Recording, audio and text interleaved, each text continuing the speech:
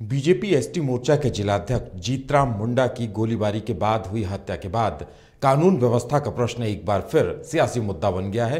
BJP ने झारखंड सरकार पर करारा हमला बोलते हुए कहा है कि अपराधी बेलगाम हो गए हैं, लेकिन वहीं दूसरी तरफ जेएमएम ने बीजेपी के आरोपों पर पलटवार करते हुए कहा है कि कानून व्यवस्था सबके लिए बराबर हुआ करती है और कानून व्यवस्था को लेकर किसी तरह का कोई भेदभाव नहीं किया जा रहा। कानून अपना काम करेगा। क्या कुछ कहा गया है, सुनाते हैं हम आपको।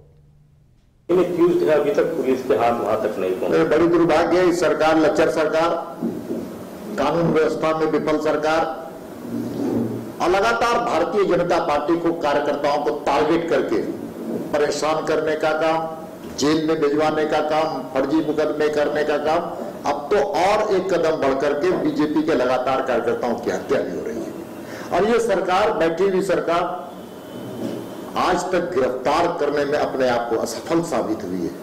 भारतीय जनता पार्टी के कार्यकर्ताओं की हत्या हो रही है। भारतीय जनता पार्टी मौन नहीं धारण करेगी। इस सरकार को मैं चेतावनी भी देना चाहता हूं कि कानून व्यवस्था में आप सुधार लाइए अथवा 3.5 करोड़ जनता का कोप भाजन बनने के लिए आप तैयार हो जाइए। तो आप कह रहे हैं कि आपके नेता नहीं, देखिए ये तो अब फ्रस्ट्रेशन में लोग बोल रहे हैं।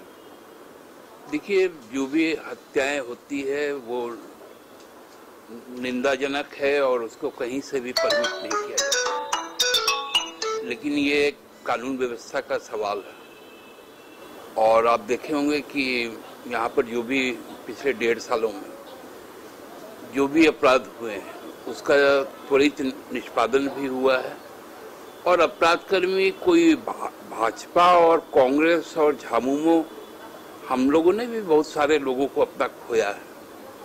इसमें क्या एंगल होता है वो तो पुलिस ही बता पाएगी, लेकिन भारतीय जनता पार्टी को इस तरह का आरोप नहीं लगाना चाहिए, क्योंकि सबके राज्य में अपराधकर्मी अपराध करते हैं और उसमें जो लोग मारे जाते हैं वो कहीं ना कहीं किसी ना किसी तरह से किसी के साथ जुड़े हुए रहते हैं।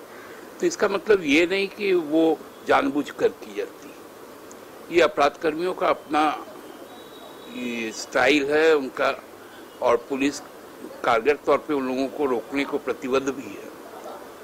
लेकिन चीज़ें सामने आने दीजिए। हमको लगता है कि इसके लिए पर्दाफाश बहुत जल्द हो जाएगा और कारण क्या है वो भी समझ में आ जाएगा। वो कह रहे हैं कि भाई